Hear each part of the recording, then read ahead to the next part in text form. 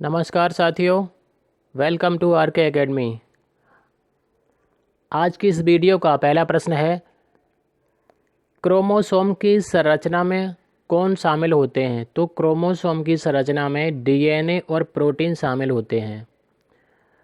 प्रश्न संख्या 2 बहुत बहुत महत्वपूर्ण, ये अब तक हर परीक्षा में पूछा जा चुका है। ऐसी कोई परीक्षा नहीं है जिसमें ये पूछा न गया हो। अनुच्छेद 17 का संबंध किससे है? तो अस्पृश्यता के अंत से है। क्वेश्चन आता है कि छुआछूत का वर्णन किस अनुच्छेद में है? तो 17 में। मतलब इसमें क्या है कि छुआछूत को दूर करने के बारे में कहा गया है। प्रश्न संख्या 3, 1 किलोग्राम भार के बराबर कितना न्यूटन होता है? तो 9.8 न्यूटन होता है। अगला क्वेश्चन है, उत्तर वैदिक काल के मृदभांडों में किस प्रकार के मृदभांड सर्वोपरि वैशिष्ट्य सूचक हैं? तो किस प्रकार के हैं? चित्रित धूसर मृदभांड जो है वो सर्वोपरि वैशिष्ट्य सूचक माने जाते हैं। 5वां क्वेश्चन है, मुक्तेश्वर मंदिर कहाँ है? तो मुक्तेश्वर मंदिर भुवनेश्वर उड़ीसा में है। 6ठा प्रश्न इम्पोर्टेंट, पृथ्वी का भूमध्यरेखीय व्यास कितना है? 12,756 किलोमीटर। एक होता है ध्रुवीय व्यास, एक होता है भूमध्यरेखीय व्यास। अब जानते हैं, जैसे ये पृथ्वी है, ये इसके ध्रुव हैं, उत्तरी ध्रुव, उत्तरी ध्रुव, दक्षिणी ध्रुव, ठीक है। और ये है भूमध्य रेखा, भू माने पृथ्वी, मध्य माने बीच की। तो ये यहाँ से यहाँ तक की दूरी कितनी है? ठीक है, उसे कहते हैं भूमध्य रेखीय व्यास। तो कितनी है ये? 12,756 किलोमीटर।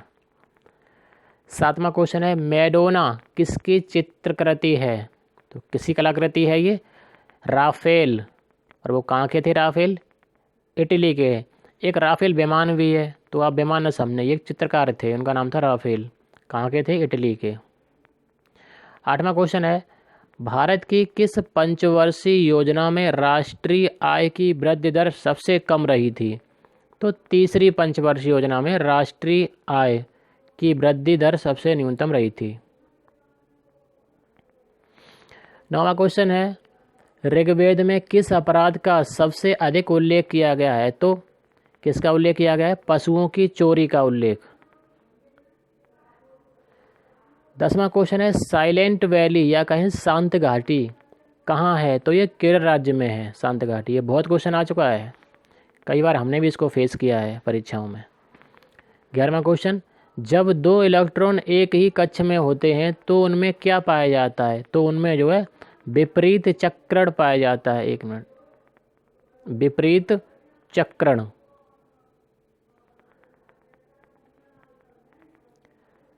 प्रश्न संख्या 12, वेरी वेरी इंपॉर्टेंट, किस अनुच्छेद में प्रेस की स्वतंत्रता का वर्णन है? तो प्रेस की स्वतंत्रता का वर्णन जो है अनुच्छेद 19 के पैरा 1 में है। 13वां क्वेश्चन है, हैजा जिसको अंग्रेजी में कोलेरा या कॉलरा भी कहते हैं, तो हैजा के जीवाणु की खोज किसने की थी? तो रॉबर्ट कोच ने की थी। प्रश्न संख्या 14, आर्यों का मुख्य व्यवसाय कौन सा था? तो आर्यों का मुख्य व्यवसाय कृषि था। प्रश्न संख्या 15, चैत्य किस धर्म के अनुयायियों का पूजा स्थल है? तो चैत्य जो है बौद्ध धर्म के अनुयायियों का पूजा स्थल है। प्रश्न संख्या 16, पृथ्वी का ध्रुवीय व्यास कितना है? 12,714 किलोमीटर। अभी हमने क्या बताया था आपको? भूमध्य रेखीय व्यास। तो भूमध्य रेखीय व्यास कितना होता है? 12,756 किलोमीटर। ये देखो अभी आपने पढ़ा था 12,756 किलोमीटर। और ध्रुवीय व्यास कितना है? 12,714। ठीक है, ये रहे इसके ध्रुव। तो यहाँ से यहाँ तक की दूरी कितनी है? 12,714। ठीक,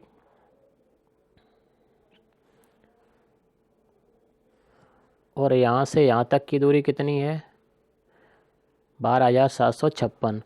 तो लाल वाला ये हो गया भूमध्यरेखीय व्यास और ये हरा वाला निशान हो गया ध्रुवीय व्यास। प्रश्न संख्या 17, ये भी कई परीक्षाओं में आ चुका है। महिलाओं की ओलंपिक में भागीदारी सबसे पहले किस वर्ष हुई थी? तो 1900 ईस्वी में हुई थी। चलिए अगला प्रश्न देखते हैं। 18वां प्रश्न है, योजना विकास के कारण कौन सी पंचवर्षीय योजना देर से प्रारंभ हुई थी? तो चतुर्थ पंचवर्षीय योजना। 19वां प्रश्न है, पुलकेशिन द्वितीय ने हर्षवर्धन को पराजित कर कौन सी उपाधि धारण की थी? तो परमेश्वर की उपाधि धारण की थी। बौद्धियों का प्रसिद्ध ताबो मठ, जिसे टैबो मठ भी कहते हैं, टैबो मठ या ताबो मठ, किस राज्य में है? तो हिमाचल प्रदेश में है। तो स्टूडेंट्स, ये थे आज के 20 महत्वपूर्ण स्टैटिक जीके के प्रश्न। आज की इस वीडियो में इतना ही। जय हिंद, जय भारत।